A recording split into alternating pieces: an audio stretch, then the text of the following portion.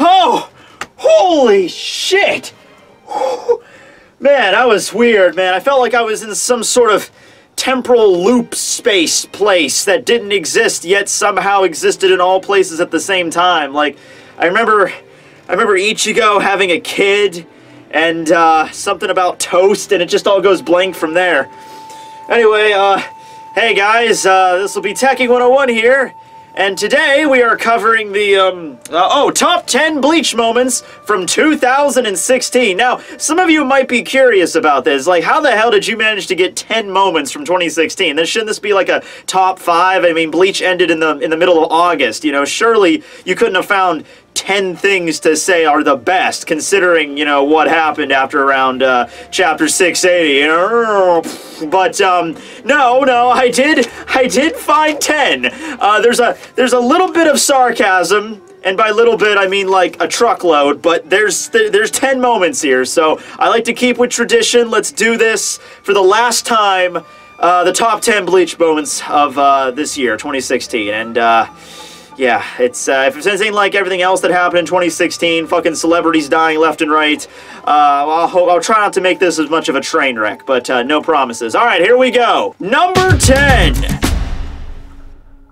Ichigo Kurosaki versus Yuha. Aesthetic-wise only, because this battle isn't that great. It has a lot of the faults that a lot of other battles have, you know, like Ichigo confronts Yuha and they have to, you know, Yuha has to have the monologue for the first couple of chapters talking about, you know, your father and your mother and all that bullshit before we get to the actual fight. When we get into the actual fight, it's very apparent that Ichigo stands no chance against Yuha. And the thing that really irks me is that Ichigo had a confrontation with Yuha before, when he was in the Soul King's chamber, remember? And he tries to attack Yuha, and it results in him attacking the Soul King instead, and there was this whole thing where Yuha's like, I'm in control of you because you have my blood in your veins and all that shit, and then eventually the Schutzstaffen show up, and, you know, Uryu knocks Ichigo off the palace, and nothing changed since then. Ichigo didn't get stronger. Ichigo didn't undergo some training regiment or something. He literally showed up to fight Yuha, got the shit kicked out of him, got knocked off the tower, and then climbed back up to confront him again.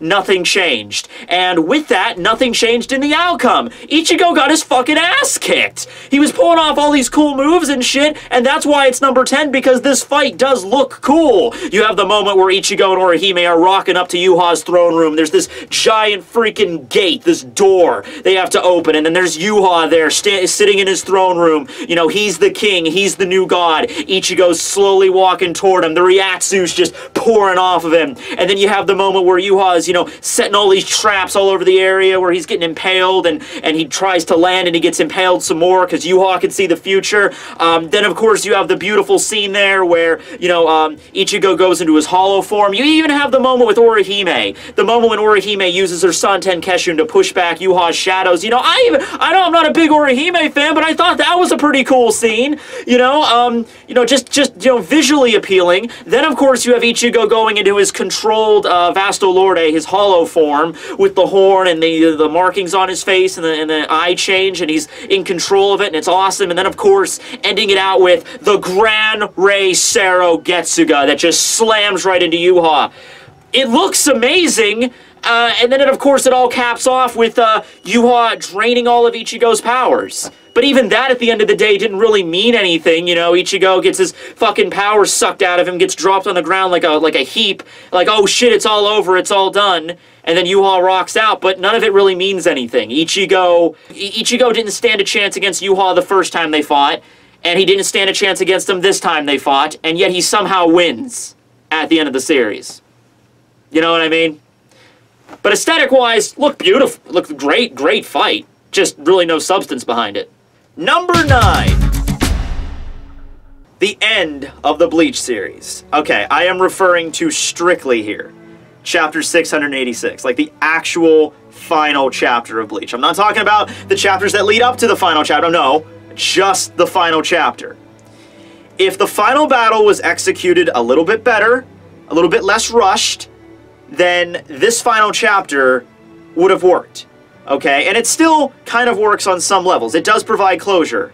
You know, there's a few things in there that are a little weird, like Chad becoming a boxer all of a sudden, but, you know, Ichigo marrying Orihime, alright, that was set up. You know, Ichigo has a kid. I think a lot of people could assume that was going to happen. Renji and Rukia getting together, them having a kid, like, alright, that makes sense. Uryu becoming a doctor, you know, that stuff's nice, and it provides a little bit more closure. I would have preferred that there was a larger ensemble of the cast there, that we maybe could have seen, like, Isshin and Uehara and, like, Ryukin and, like, the principal members of the cast, but, it was alright. It was an alright ending. I'm fine with that. It's just what killed it is the shit leading up to it seemed really rushed. It was like, we're in the final battle, Ichigo versus Yuha, and it's over. You know, it seems very rushed and very just tacked on at the last second there. Was the ending. Let me put it this way, though. If the final battle played out better, and it was a little bit less rushed, I could see Kubo putting the same ending chapter. Like, the ending chapter would have been the same regardless, and you could imagine this is probably the last chapter of Bleach. You know, Kubo probably thought about this for a while, like what the last chapter was going to be. So I don't think this chapter would have changed regardless of how the final battle played out. It's just that it feels tacked on when the final battle was as rushed as it was near the end. And there's so many things that were missing there. Last thing I need to mention here is that, remember that tweet that Kubo made a few weeks, or maybe it was like a month and a half, 2 months ago, about the story that a child was, you know, he was on his deathbed, he was dying, and he sent Kubo a letter saying that, I just want you to finish writing the Bleach series the way that you want to. And everyone's asking me, Matt, why don't you make a video about that? Tekking, why don't you make a video about that? Well, first off, I didn't really have anything really to say about it. It was a sad story. But the way I look at it is I'm a little bit confused, because from the way that I read this story, and I've been reading it for a long time, and I've been studying it for a long time too, doing reviews, the ending of this series was still fucking rushed. Like, I don't care, like, what you say. Like, there was a dying kid that Kubo's like, oh, I'm gonna write this story the way I wanted to write it. Okay, well, it was still rushed. Like, I can say that the final chapter, the actual final chapter, chapter 686, I can tell you that that was probably what Kubo had in mind for the end of the series. But the last few 5, 6 chapters before that, like from chapter 680 onward, that was rushed as shit. And I don't care if, you know, you'd say like, oh no, if like, let me put it this way. If that's what Kubo had in mind, like that's how he wanted the final battle of this series to go out, okay? You have the main villain of your final arc, of your story, and he has all these crazy powers, and he's like, oh man, how are you gonna defeat him? And he gets defeated by literally a Deus Ex Machina. You know, an arrowhead that was a magical silver arrowhead that was made of a material that was never mentioned in this story up until the last 5 chapters. And then it stabs the main villain, Yuha, and then it takes away all of his powers. That's fucking, that's shitty writing. If Kubo, like, years ago was like, yep, that's the way I want to end the series, you know, last 5 chapters, Deus Ex Machina finishes off the main villain, that's how I want to end this. If that's seriously the way he intended to end this series, then Kubo, you're a shitty fucking writer. But I don't believe that. I don't believe that. Because the evidence to the contrary, in my opinion, other stuff throughout the series proves that you are a good writer. So, he was rushed, alright? It was a sad story with the kid dying. It was very sad, right? And I admit that it touched Kubo on a deeper level, and he did write the final chapter of this series the way that he intended. Chapter 686. That was the way that he intended the Bleach series to go out. But those chapters leading up to it, those were rushed as shit.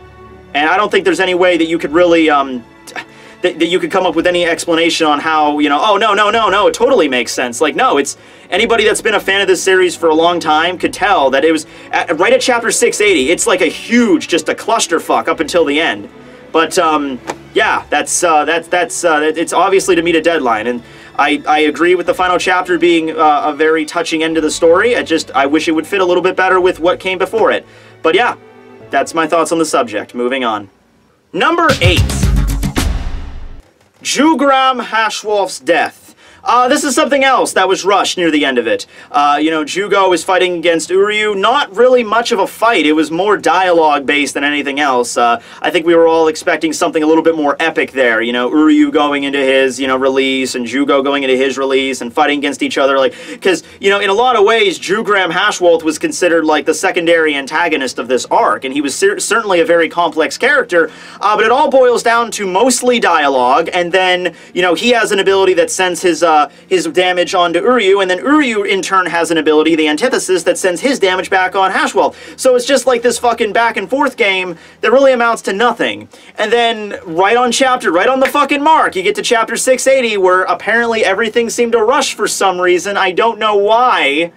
And then, you know, Yuha decides all of a sudden, I don't even need Hashwolf anymore, and then just kills him, and then he's lying there on the ground, and it's a very emotional scene, you know, not so much emotional, because it's like, oh man, that fight with Uryu was so fucking heated and so full of emotion. No, it's not like that. It was more of just like, god damn, Hashwolf goes out like a bitch. There was so much more this character could have done, and so much more I think I wanted to know about him, and what he, you know, we didn't really get to see him fight. We didn't get to see him, like, in a serious fight with anybody, and it was just kind of very disheartening. And that last scene, though, where he's lying on the ground, you know, telling Uryu to carry on, you know, give me your wounds and move on, His Majesty has abandoned me. It's like the veil has finally lifted from his eyes, and he's seeing through the bullshit, and then when he's dying, he lets go of his sword handle, and we could see on the hilt that Bazby's old button that he gave him, you know, centuries ago was embedded in it, and he never really forgot about his friend, except that time he totally forgot about his friend. But, yeah, so, Hashwolf, you could have done so much more, buddy, and I'm sad that you had to go out in such a bitch-ass way, but, rest in peace, I guess. Later, Jugi. Number 7. Sexy Toshiro Hitsugaya. Alright, so, in keeping with the tradition of, you know, okay, last battles of the series, we're going Bonkai, Bonkai, Bonkai. You get a Bonkai, and you get a Bonkai. The new Bonkai sale, 50% off. Everybody gets a Bonkai. You know, what about you, Toshiro? You already have a Bonkai. Well, you get a new one. So we get the revelation of what the ice flowers behind Toshiro finally indicate when he goes into his Bonkai. When all the ice flowers disappear, it doesn't mean that he goes, like, his Bonkai disintegrates or anything like that. It means that his Bonkai is finally mature when all the ice flowers disappear. And when you say mature, it actually is a literal interpretation of that word, because he goes total Bashonen, he grows into his, like, late 20s, and he's looking dead sexy, and all the fangirls probably passed out in that chapter. His Bonkai itself changes a little bit. He gets, like, ice shoulder pads and, like, ice armor on his, like, his arms and his legs. His wings, like, float behind him instead of connected to him, and everything just seems a little bit more streamlined. And, of course, as the techniques get deadlier. You know, I'm not the biggest Toshiro fan, but seeing that his Bonkai coming full circle, how that was actually set up all throughout the story, you know, all the way back from when he first used his Bonkai against Aizen, you know, we saw how it was kind of immature, and we saw the ice flowers there, and then, of course, in his fight with Xiaolong, how it was mentioned there, how the ice flowers worked. And remember, keep in mind, and I made a video about this, that Toshiro never actually said that when the ice flowers disappear, that's when his Bonkai disintegrates. Xiaolong came to that conclusion. And in that fight against Xiaolong, we never actually see all of the ice flowers disappear. He gets down to the last one, and then his body just kind of erupts with blood, and then he just passes out. We don't see, like he's not ready yet for his Bonkai to be matured, basically. So this all cycles back here full circle when all of his ice flowers disappear and he becomes truly mature. My only complaint here is I wish he would have probably stayed in that form, you know, instead of remaining as such, because he's still a child at the end of the series. I don't know what, maybe every time he goes into Bonkai now, he goes back into his adult form. I don't know. But, yeah, it was good to see that come to its conclusion, and I'm sure all the fangirls really enjoyed it. Number 6. Yoruichi and Yushiro versus Askin. Alright, I'm kind of cheating on this one because part of this fight did happen last year.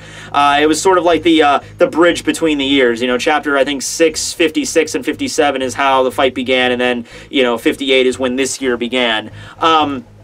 But yeah, I mean, I like this fight for a few reasons. Number one, you have Yoruichi finally living up to her fucking you know, she's the goddess of Flash, you know, fucking electricity goddess. She's fucking beautiful in this fight, doing all the freaking Raijin Senkei shit, jumping around, looking sexy as hell, looking deadly as hell. And then you have Yushiro showing up on the scene, who did have that one cool moment where he showed off his own Shunko. but then immediately failed horribly and got fucking 3 arrows stabbed through his spinal cord out to the front of his body, and then he passes out and get him out of this arc. I'm like, alright, let's be honest here, that's a big part why this is number 6. And then you have Askin, who is one of my favorite Sternritter, and whose abilities are extremely intricate and deadly, and it doesn't sugarcoat it with Askin, you know? I gotta give it to something. In a lot of ways, the fight with Askin and a few of the other shoot stuff and actually are more enjoyable and more rewarding than the fight between Ichigo and Aizen and Yuha. Because you have Askin, who explained his powers and how fucking, you know, how OP they are, and they kind of live up to that name because he really can't die. He gets struck with lightning, he gets fucking set on fire and combusted by Yushiro, and it's just, he lives up to his name. He doesn't get defeated by that. He comes out and he's like, I've gathered immunity to that, we're good. At the end of the day, it took Urahara going Bankai and Grimmjow going fucking Mortal Kombat on him to kill him. It took a lot to take him down. It wasn't an easy finish. It was a fight that actually lived up. It was a fight. It was an actual fucking fight, you know? Even Yoruichi and Yushiro got fucking laid out by the end of it, and Urahara got fucking grievously injured. I mean, Askin was a tough cookie. It was an intense fight. Also, I should keep in mind, though, we're not including Uehara versus Askin. That's later on down the list. Number 5. Kenpachi's Bankai! This is something I honestly was not expecting at all. I was not expecting Kenpachi to get a Bankai in this series, you know, I just expected, like, okay, he got a Shikai, that came full circle, I'm fine with that. You got Nozarashi, you found out the name of your sword.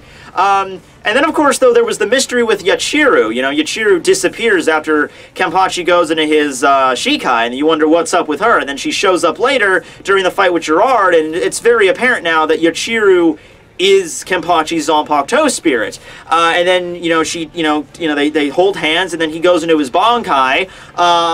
But it's, once again, similar to number 10 on this list, you know, the Ichigo versus Yuha fight. It's more aesthetic-wise than actually storytelling-wise, because there's so many this raises so many fucking questions. Like, alright, if Yachiru was a Zanpakuto spirit, you know, why does she behave completely differently from any other Zanpakuto spirit? How come she was a physical entity that could be seen as by everybody in the Soul Society?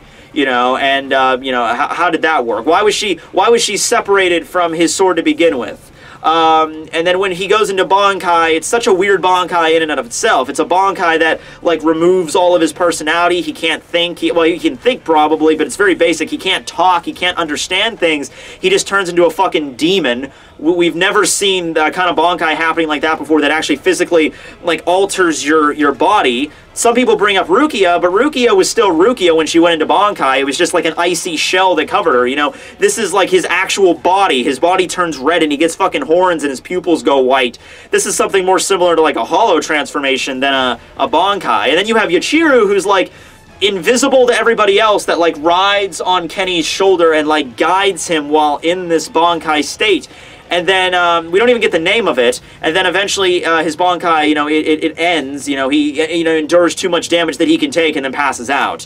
I mean, it was really kick-ass to see Kenpachi's Bankai. I'm not denying Kenpachi Bankai, fucking awesome, but it raises so many more questions than it answers. You know? But yeah, Demon Kenpachi and Zanpakuto Spirit Yachiru. A mystery that will probably never be solved, but damn, it looked cool. Number 4. No Soy Phone this year! Oh, you know, sometimes, you know, Kubo will just, like, forget about a character, or I guess can't fit a character in somewhere, and a lot of times I complain about that, but in Soy Phone's case, I do not. So, yeah, no Soy Phone for all of 2016. For all of its problems, at least we got that avoided. She shows up in the Varvelt, you know, with everybody else, and I guess she just gets shot down by Lilia along with Marechio because they're running away. You know, they're under Lila's sniper fire, and then the next scene she's gone. We don't see her. We don't see Marechio anymore. She's just gone until the very, very end of the series, where we have the flash forward to the future. That's the confirmation that she's still alive. But up until that, we got none of her. Even the prime way that she could show up is Yoruichi and Yushiro fighting against Askin. That would have been the prime time for her to show up, you know, and, you know, we get to see Soy Phone and Yoruichi fighting together, but we don't get that. And it's like, whatever! I'm fine with that. Yoruichi's probably one of my least favorite characters in the entire series. Actually, no probably on that. She is totally my least favorite character in the series. By the way, in case you're curious why I don't like her very much, I always get asked that question too. Tekking, what's with the Soy Phone hate, Tekking? Why don't you like Soy Phone? It's not really a complicated answer. She's a bitch. She's a bitch to Marechio. She's a bitch to a lot of other people. The only person she acts halfway decent toward is Yoruichi, who she does not fucking deserve, okay? You don't do that, all right? You don't deserve a goddess like Yoruichi from the way that you act. And you might be thinking, like, well, Tekken, she's the head of the stealth corps. She's gonna be hard with her fucking subordinates. You know, like, I don't fucking care. You know, you have moments where Marechio goes and risks his life to save her. You like in the fight with Baragon, you know, she blasts the fucking Jakuho Raikkoben, and you know, Marechio fucking grabs her, and you know, from hitting into a fucking building at like Mach 3 from the recoil of Jakuho. Does she even like fucking thank you, bitch? You know, no, you don't get any of that shit. I don't care if it's part of her personality. She's a bitch, you know, so fuck her. Moving on. Number 3, Yuha wins. So, right before shit hit the fan, right before Chapter 680 was released, and we got the big, you know, like, oh, Bleach will be ending in 6 chapters or whatever. We didn't actually say that, but, you know, it was ending soon, right? It was right around Chapter 680 that everything seemed to be rushed immediately. You had the chapter where Ichigo was defeated by Yuha. You know, Yuha defeats him, you know, there's nothing that can stand before him. Ichigo gave it all he had, he gave it all of his hollow abilities. Gran Rey Zero gets again, none of that shit did anything against Yuha. Yuha rocks up to Ichigo, grabs him by the fucking throat, drains all of his fucking power out of him. You could say, like, he drained the power out of him, he only took his Shinigami, I mean, he only took his Quincy power with him, or he just drained it down to 0. Whatever you want to say, it was a fucking intimidating scene to see Yuha just completely curb stomp the main character and then knock him to the ground and then walk through the portal like a freaking boss. If Kubo had maybe even like 20 chapters after that, you could have built us something really epic. You could have had Ichigo get back up from this, and you could have had him maybe, like, you could have even included the same stuff that happened with Tsukishima and everybody. You could have had shit work if you had a little bit more time on your hand. You could have had Ichigo crawl up and then, you know, something happened to him, maybe get more power, maybe. Hey, here's an idea. Why does it have to be Ichigo alone fighting Yuha? Get some other people in there. Get Uryu and Ichigo and fucking Ruki and Renji and Ginjo and Tsukishima. Get other people in there to help. You know, as long as Ichigo, that would have been a great way to end the story. You know, Ichigo and all of his friends that he's always talking about how he wants to protect, fighting against the main villain, the big bad, and they all kind of like triumph over him together. You know? If it was a few more chapters, a few more dozen chapters that you maybe had to work with, you could have executed that really well. That's not the way it went, but this scene was very impactful because we didn't know about what was to come yet. We didn't know what a fucking train wreck this was going to be. All we know is that Ichigo tried to fight against Yuha, and then we just assumed that, oh shit, Ichigo, he has no chance of winning. So what's he going to do? Man, I can't wait till next week. I can't wait to see what their plan's going to be for taking on Yuha. Man, this is the climax of the series. This is gonna be intense. This is gonna be epic as shit. And we just didn't get that. We didn't get it. So yeah, but the week this actually came out, and we saw Ichigo just like, I give up. It's useless. That really hit home. It really did. Wish it had a better finisher there. Number 2, Aizen versus Yuha. Alright, so this is basically the final battle of Bleach. I see basically because, once again, extremely rushed. Yuha shows up in the Soul Society, you have Aizen sitting there, still bound by the epic chair. You know, it's you know, impenetrable upholstery. Yuha eventually, you know, frees him from the chair, and the fight is on. And you know what? I've said this in the review, but I would have been perfectly fine with, you know what, Ichigo? It's cool. You could punch the time clock and just let Aizen fight against Yuha. Now, the fight was cool while it lasted, the whole 2 chapters while it lasted. But you think, you know, Sosuke motherfucking Aizen fighting against Yuha, that's not a 2-chapter affair. That's an actual fight. That's at least a minimal of like, make that as long as you made Ichibe's fight against Yuha. I mean, you gotta do something more than just 2 chapters there. You know, so, yeah, you can't even say that wasn't fucking rushed. That would be like, goddamn, that would be like if in, One Piece, you had a fight with, like, Shanks versus Aka Inu, and that lasted 2 chapters. Or in Naruto, you had, I don't know, Orochimaru fighting against, Pain, and that lasted only 2 chapters. You know, like, that, it would be weird, you know? It'd be really fucking weird. It would be like, wow, that would have been such a cool fight, and you're just compressing it down to, like, the bare minimum. You know, Aizen uses Kyoka Suigetsu on Yuha, and that kind of like just opens it up for Ichigo to attack him, and then after that, Yuha just gets super pissed and then just drags Aizen down to the shadows after that. You know, we don't get to see Aizen's Bankai. You know what? We didn't even need to see Aizen's Bankai. I didn't even get to see Aizen's Bankai. But, you know, show me what he's capable of. Show me, because we haven't seen Aizen do anything in, like, forever. You know, like, have him do shit. Have him use a little bit more Kido. He used Hado 99, but that did nothing. It, like, Hado 99, the strongest Kido in the series. All it does is kind of knock around the rubble a little bit. You know, that's all it did. That didn't even accomplish anything. That seems to me like Kubo had, like, a checklist of, like, alright, things that I definitely want to do before the end of the series. Like, alright, Aizen fighting Yuha. Alright, oh, well, 2 chapters. Oh, yeah, Hado 99. Oh, shit, I don't have enough space. I don't have enough panels. Okay, Hado 99! And there you go, and just, like, 2 panels. You know, what does it do? It destroys the ground a little bit. Whatever. We got to keep moving on. You know, that's really the impression that I got, and I know for a fact that's an impression that a lot of people got in this fight. But it was still Aizen versus Yuha. It was still pretty cool to see just the 2 play off each other personality-wise. That would have been one fight that I would have been fine with monologuing. Can you believe that? Like we didn't even get a full chat. That's how you know Kubo's being rushed, when we have to even cut down on the monologuing. But an entire chapter of just Aizen and Yuha just smack-talking each other. That would have been fucking beautiful! That would have been great! Because they're both, like, so fucking arrogant, it's beyond reproach. It was like the arrogance would, like, bend space and time, you know? It would be great. We got, like, one scene with that where Yuha walks through and he's like, oh, there you are, Sosuke Aizen, and Aizen's just like, welcome to my soul society, bitch, and then Yuha just lets out a grin. I'm just like, oh, this is gonna be cool! And it doesn't really go anywhere, but it was still cool while it lasted. Oh, by the way, yeah, whatever happened to Lilia, too? I just remembered that. Huh. And the #1 scene of Bleach from 2016, Uehara versus Askin.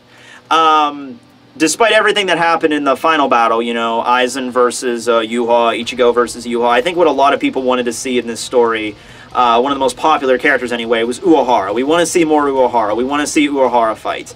And Uehara got the last major fight of the series, for me anyway. Because, you know, the Ichigo-Yuha fight, that, you know, had a shitty ending, as I said. But that Uehara versus Askin fight, that was a really emotional fight for me, because Askin's my favorite Stern Ritter, Uehara is one of my favorite characters. That was a white knuckler. I'm standing there like, I'm actually invested. I want to see how Uehara is going to, like, you know, defeat this OP ability that Askin has. You know, he took out, you know, keep in mind, Askin he dropped Grimmjow, he dropped Ichigo, Yoruichi, Yushiro. He almost managed to take out fucking Nimaiya that one time. He basically did, as long as Korinji didn't get involved. If it was a one-on-one fight between Askin and Nimaiya would have probably died. So it was like, what's he going to do here? And then we get to see Uehara's Bankai, and it makes sense. It makes sense given his, you know, nature as a scientist and everything, what it can do. I wish we would have gotten to see a little bit more of that, but it was still okay. We got to see Askin's release, which was very impressive as well. Thundercat Yoruichi was awesome, and then of course we get to see that final battle, the final attack, you know, Grimmjow Mortal Kombating fucking Askin, just ripping out his heart and then just crushing it. And even after that, he doesn't die. Even after that, he's like, to the very last minute, you know, I'm going to drag you all into this death ball and we'll all die together. Uehara was beat to shit at the end of that fight. Grimmjow, everyone was just like wrecked after that fight. I felt like that victory against Askin was difficult, but it was deserving, you know? It wasn't like Uehara just showed up and did a bunch of magic tricks like he normally does. Like, oh, look at this inflatable Gigai, and this thing that I can do, and this thing that I invented, and you're dead. No, it was like Uehara was pushed to the limit in that fight. He really was. Even at the end of it, when he wins, you know, he's passing out, and he's like, I guess I gotta leave this to you, Kuchiki and Ichigo. You know, and yeah, it was pretty impressive, and it was a great end to my favorite Stern Ritter, I guess I should say. Thank you guys for watching this video. Thank you for sticking with me through all the years of Bleach, and the good and the bad. I'm still going to make videos about it. You know, there's still videos that pop up on my channel every now and then. I'm going to still go back and review some of the old stuff that I haven't done yet. Discussion videos. If I ever have an idea for a discussion video involving Bleach, I'll make it. And of course, if any other new Bleach stuff comes out, if if the anime comes back someday, of course I'll talk about that. Any other big Bleach news that gets broken, I'll certainly discuss that, of course. And I hope the anime does come back someday, because I really do love talking about this series, and I think that you all love hearing me talk about it as well. Make sure to like and subscribe and comment, all that good shit. This will be Techie 101 signing out. Happy fucking New Year's.